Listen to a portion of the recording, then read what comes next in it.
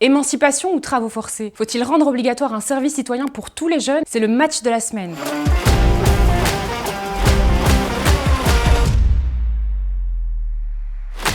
Bonjour, je suis Dounia Mohammadi et je suis membre actif du mouvement positif Il fera beau demain. Chaque semaine, on vous propose un match, un débat. Alors qu'il séduit chaque année des dizaines de milliers de jeunes en Europe et dans le monde, le service citoyen ne bénéficie d'aucun cadre légal en Belgique. Et pourtant, les enjeux semblent capitaux. Émancipation de la jeunesse, cohésion sociale, vivre ensemble, rendre le service citoyen obligatoire, serait-ce la recette miracle pour former des citoyens responsables, solidaires et compétents? Ou est-ce que c'est une façon déguisée de réintroduire les travaux forcés? Bienvenue dans l'avant-match.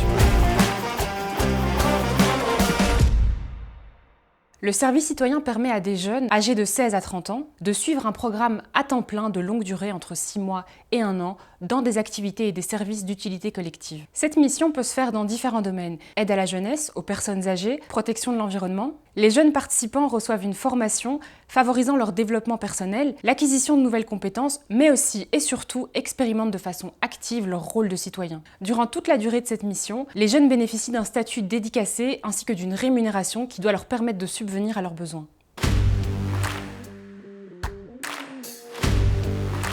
Les bénéfices pour la société et pour les jeunes qui décident de s'engager sont multiples. En favorisant l'apprentissage par l'expérience, il permet aux jeunes qui sortent de l'école de clarifier leurs projets professionnels. Il permet aussi aux jeunes en décrochage scolaire de redéfinir leurs projets d'avenir. Et aux jeunes fragilisés d'élargir leur horizon, au-delà des cadres traditionnels de la famille, de l'école, du quartier. En bref, le service citoyen pourrait dans certains cas constituer un puissant outil de réinsertion sociale.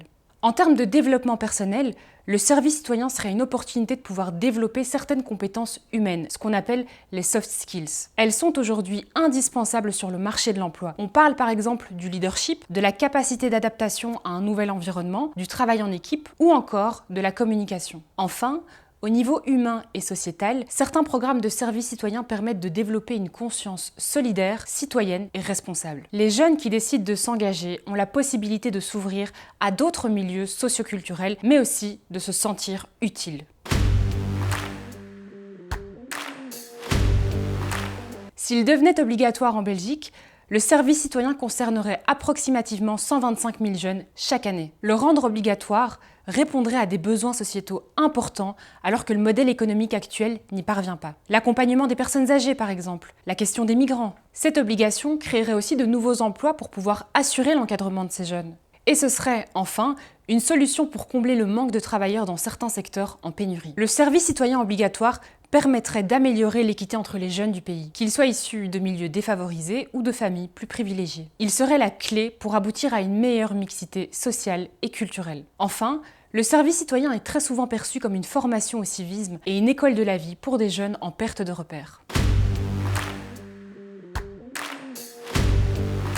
Mais attention, pour certains, le service citoyen, c'est surtout de la main-d'œuvre gratuite. Il entre en concurrence directe avec le volontariat d'autres organisations, comme les mouvements de jeunesse par exemple. Il pourrait aussi générer une déprofessionnalisation de certains secteurs et une concurrence déloyale entre organisations. Des travailleurs peu qualifiés seraient remplacés par des jeunes gratuits, car en service citoyen. Vous l'avez compris, le débat reste ouvert. Si vous avez des idées, on vous invite à venir les partager sur la plateforme ilferabeaudemain.team. Participez aussi à notre atelier citoyen en ligne le 26 janvier à 19 h. Alors, service citoyen obligatoire, pour ou contre? Y'a match, aidez-nous à trancher.